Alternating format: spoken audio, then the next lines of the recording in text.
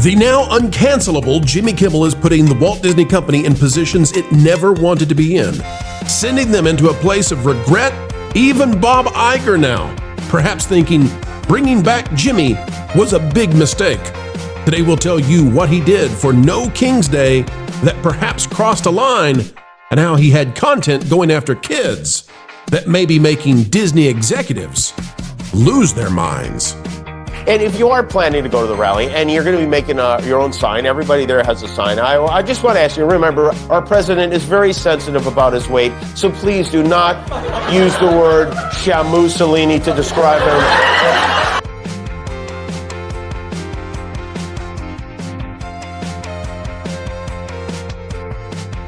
Hello, ladies and gentlemen. Welcome back to the Pro Channel. It's a joy as ever. We're so happy you're here with us. It's a joy to spend time with you. And we're so excited on this Sunday to get the opportunity to do so. Folks, click the like button and let's dive in. I need to set the table. We're going to talk about Jimmy. I promise we're going to talk about Jimmy. But first, we need to go to thatparkplace.com. Disney drops DEI in favor of belonging. Employees to join Global Belonging Week starting tomorrow, Monday. Now, the reason I'm setting the table this way is because you need to understand that there's a battle inside the Walt Disney Company.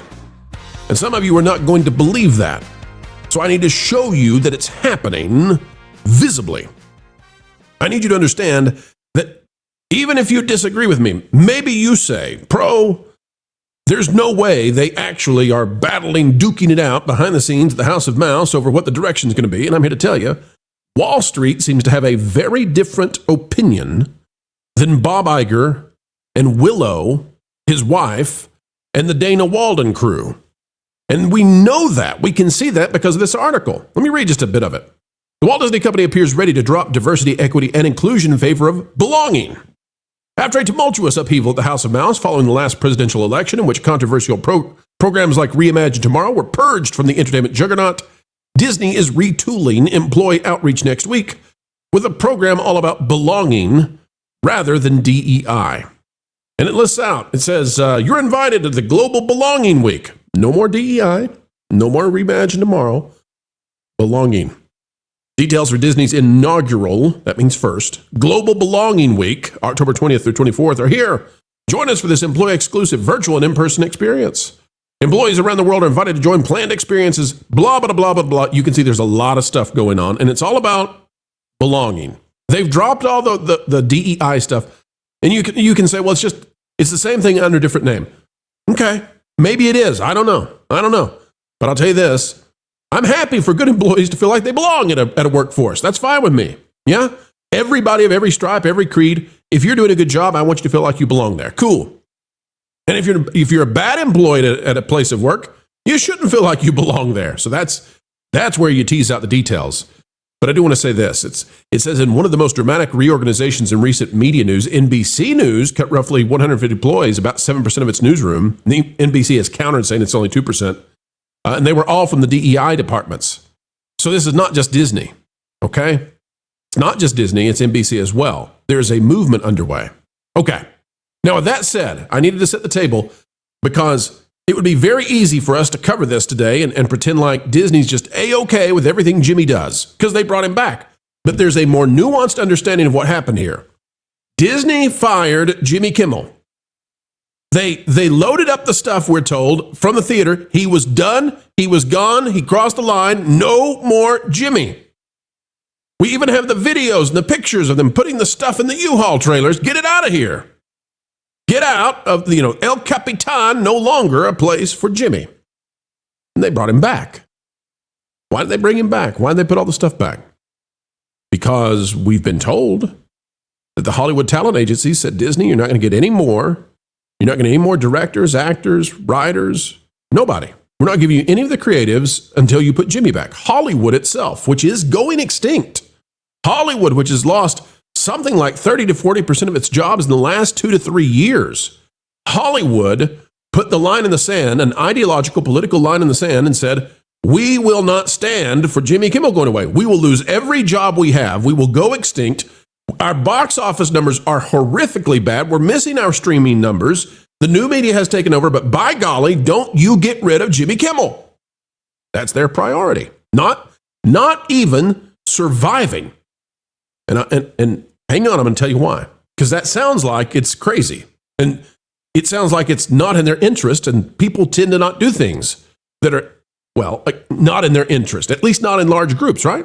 I'll explain it to you. This out of the Hollywood Reporter, Lexi Carson, Spike Lee, Mark Ruffalo, Jamie Lee Curtis, Ben Stiller, and more supporting No King protests. Okay. I'm going to get to the Jimmy Kimmel clip in just a second, folks.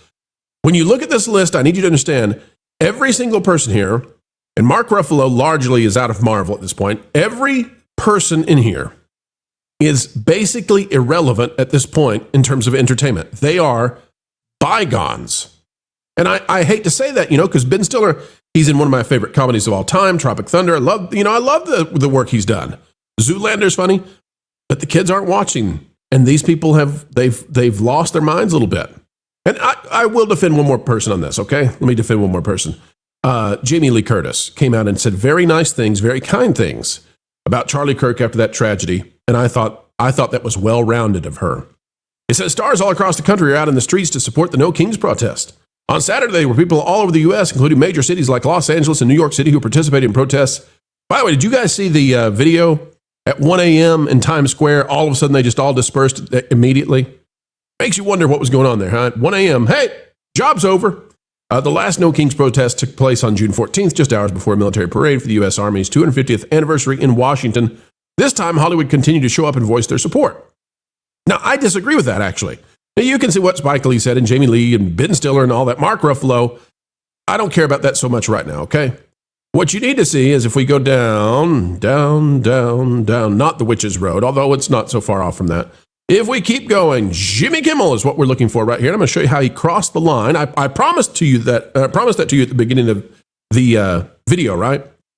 Jimmy Kimmel's the thing we need to talk about. So why do I disagree that Hollywood participated? Because as I was just scrolling, you didn't see anybody in the younger generation. You didn't see anybody of major import, nobody who's in a big movie coming up.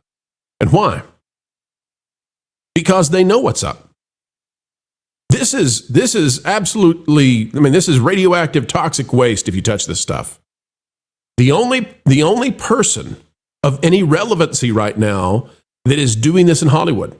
You can say Jamie Lee Curtis, but she was just in Freakier Friday and it flopped. It had a budget of like a nickel and it still flopped. Hate it for her. She's probably a lovely person, but nobody who's involved. Tom Holland's not in this. Where's Tom Holland? Where's Zendaya? Where's Jenna Ortega? They're not there. They're not there. And you know why they're not there? Because this younger generation might be shockingly more conservative. Jimmy Kimmel, though, crossed the line. Here's the line he crossed, maybe with Disney executives. And to bring it back to what's going on inside Disney, who is nuanced here, folks? Balls and strikes here, folks. Who is it at Disney that doesn't like the Bob Iger, Willow Iger, Dana Walden strategy that cost them and lost them so much over the last 4 years? Did you know that Disney stock is basically priced the same way now as it was 10 to 15 years ago? Did you know that? No financial advice being given. That's not, by the way, how any other company, any well-run company in the S&P 500 is operating, or it looks right now. The S&P 500 is up like double on average. That's just the average of all the top 500 companies because that's an index of all of them. Anyway, it's the Wall Street peeps. Wall Street peeps are tired of sitting on a stock that doesn't go up. So you've got James Gorman from Morgan Stanley now in charge of the board and in charge of picking the next CEO. James Gorman, we're hearing, along with some others at Disney, are none too happy with this Jimmy Kimmel situation at all. Here's why.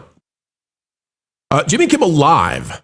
See, Jimmy Kimmel on his personal, this is where he goes too far. Jimmy Kimmel on his personal Instagram account posted with the Jimmy Kimmel Live logo, No Kings protest sign nickname guide, as basically saying this came from Jimmy Kimmel Live. Now, the problem with doing that is that this is obviously an anti-Trump thing. And you all know that. So therefore, this is a political statement. And we all know that Jimmy Kimmel's political all the time. That's the entire reason for his show, and that's why he couldn't go away, according to Hollywood. He is entirely political, which is to say that perhaps Hollywood, at least as it was previously constituted, is just a political entity now. It's not self-serving. I'll explain why in just a minute. It's not self-serving. It is there as a political vehicle, perhaps. Now, Jimmy Kimmel Live, the show, is a network show. And what do we know about network shows, folks, in the FCC? Network shows have to give neutrality to political campaigns and political movements, and they have to give opportune time of equality to all of the political persuasions of any significance. Now, you're Disney, and you've got a big deal coming up with the FCC and ESPN and the NFL. And this guy is going to make you fall down hard with this kind of stuff, because now it looks like Jimmy Kimmel Live is part of the No Kings stuff. And here's some of the names that they've given for the No Kings protesters, from Jimmy Kimmel Live to say about the Orange Man: Al Capone, Alexander Scamilton, Benedict Arnold, Blobby Jones, Blob the Builder, Blob Vila, they really like Blob, Bragger Vance, Burger Jean King, Chin Jong-un, Commander and Thief. You get it. And these are not, folks, this is nothing like Johnny Carson. This is nothing like Jay Leno. This is nothing like David Letterman. This is unfettered political hackery. This is a political organization now, the Jimmy Kimmel Live show. That's all it is. So why is Hollywood trying to protect this guy? Why is it they're not acting in the interests of their own industry? The answer is simple. Spike Lee, Mark Ruffalo, Jamie Lee Curtis, Ben Stiller, these are geezers. They're geezers now. These geezers are doing geezer things. They're not interested in the future of Hollywood because they don't care about the future of Hollywood. They're milking it for everything it has left as the place shutters down and turns into Detroit.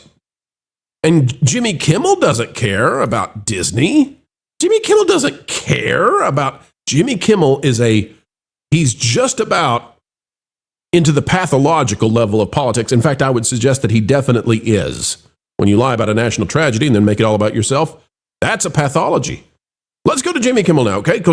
So these people don't care about their companies. They don't care about their industry. They're milking it as it is razed to the ground. Here's Jimmy Kimmel on his show again, crossing this line that puts his show into a very partisan place that may cause Disney, as they face the FCC, to really regret what they're stuck with this guy. And it begs the question to Bob Iger and to James Gorman, who may be the only adult in the room at Disney. It begs the question, which one was the graver threat? Was the graver threat losing the Hollyweirds for 3 weeks or whatever it was going to take for them to turn face and say, oh, we didn't mean it, Bob, we didn't mean it? Or was the graver threat the FCC and the market? Good one. So just to be clear, peacefully protesting a wannabe dictator means you hate America. Attacking the Capitol to overturn an election, patriotic walking tour. There is nothing more America than a political protest. The American Revolution was a No Kings rally. And if you are planning to go to the rally and you're going to be making your own sign, everybody there has a sign. I just want to ask you, remember, our president is very sensitive about his weight, so please do not use the word Shamussolini to describe him, or engorged Washington, or King Hungry VIII. He will not appreciate it. Now are you seeing what I'm seeing? This is Kimmel giving you advice on signs for a political protest that may have lots of money coming in from organizations that are very bent on changing America. This is him telling you about the signs. And then on his own personal account, he pulls in the Jimmy Kimmel Live and lists out advice for these protesters. This guy is putting Disney in a very untenable position going forward. And Disney has put themselves here. This is, by the way, the Bob Chapek situation that Bob Iger is now in. I don't want to go too deep in the weeds on Disney history, but the reason the prior CEO of Disney was kicked out so callously, essentially by a Bob Iger coup, is because he lost his spine. Bob Iger has lost his spine on Kimmel, and Kimmel is just so crazy that he'll tank Iger even if Iger and Willow and Dana agree with everything. By the way, Dana is the head of Disney TV. She was supposed to be the next CEO. She's not going to be. But Dana and Bob Iger and his wife Willow, they may agree with everything Jimmy Kimmel says, but Jimmy Kimmel is dangerously unhinged. And now that he's been brought back again, he's uncancelable, right? Because he's not going to do anything worse than lie about a national tragedy and make it all about him. So you don't have a way to get rid of him now until his contract's up. And then, well, that's the next CEO's problem, right, Bob? So you don't have a way to get rid of him. So he is going to go lefty loony in ways that damage Disney. I'll give you one last example of where he's crossed the line, and the Wall Street folks at Disney now are saying, geez, Louise, what do we do? What do we do? The hand-wringing has begun. From the Hollywood Reporter again, I want to go back to December 17th, 2024. Quickly, folks. Disney pulls, you know the thing, right? The stuff that's really uncomfortable that they were putting in kids' content. I won't say it out loud, but if you're looking at the video right now, you can see the headline. Disney pulls that kind of storyline from a Pixar's kids show called Win or Lose, which was a streaming series exclusive on Disney+. And they pulled that stuff, right? They pulled it because Disney had decided internally and then also announced externally, we're not going to keep doing this because it's so freaking unpopular and parents are abandoning us. Let's go to October 16th from the Hollywood Reporter. Kids and somebody who was dragging, might call him a queen, Trixie Mattel, quite literally blast Eric Trump's new book on Jimmy Kimmel Live. Going to make excellent confetti. During a segment, Mattel hosts a story time with children and roasts Donald Trump's son's memoir. If you're not watching the video, you need to look right now. Because I can't really explain it on this platform what this is. I just need you to look and see what you're looking at. This is Jimmy Kimmel. No. Jimmy Kimmel's not in the pink dress. I know that's confusing. No, this is the Jimmy Kimmel show. He put kids with that to try to roast Donald Trump's son. This is when the Wall Street peeps say, you know what? We're not in a position that we can keep doing this. And why? Because there's videos like this where I call it out and you see it and you know it. I'm not taking any position on anything, folks. You decide what you want when it comes to grown-ups and adults. But when the kids are there, you don't have to come to me to be the voice of morality. Come to me for the voice of the marketplace right now. And I can tell you that if Disney is going to let this man do this kind of stuff, Disney will suffer for it in the marketplace. Dramatically. Lightyear, Strange World, nothing compared to doing this kind of stuff on network TV. On network TV. Jimmy Kimmel Live. The man does not believe he can be canceled, and he might be right. Wall Street may have something else to say to Disney. The grown-ups may be returning very soon to say, no, this is Cracker Barrel times 10, and we can't even begin to tell you how displeased we are. Folks, that is the video for today. Did you know all this stuff? Were you aware of this? Aren't we? Folks, we had a good time learning today. It's been a grand time. Click that like button if you appreciate it. Also, drop a comment down below. Let us know your thoughts. That notification bell, you can click it and stick it to the algorithms. And ladies and gentlemen, it's been a wonderful day today with you. We hope you continue to have a great day. Finish out the weekend well. Make somebody's life swell out there. It'll make your life better too. Until the next time, keep learning, keep growing, and as always, keep having fun.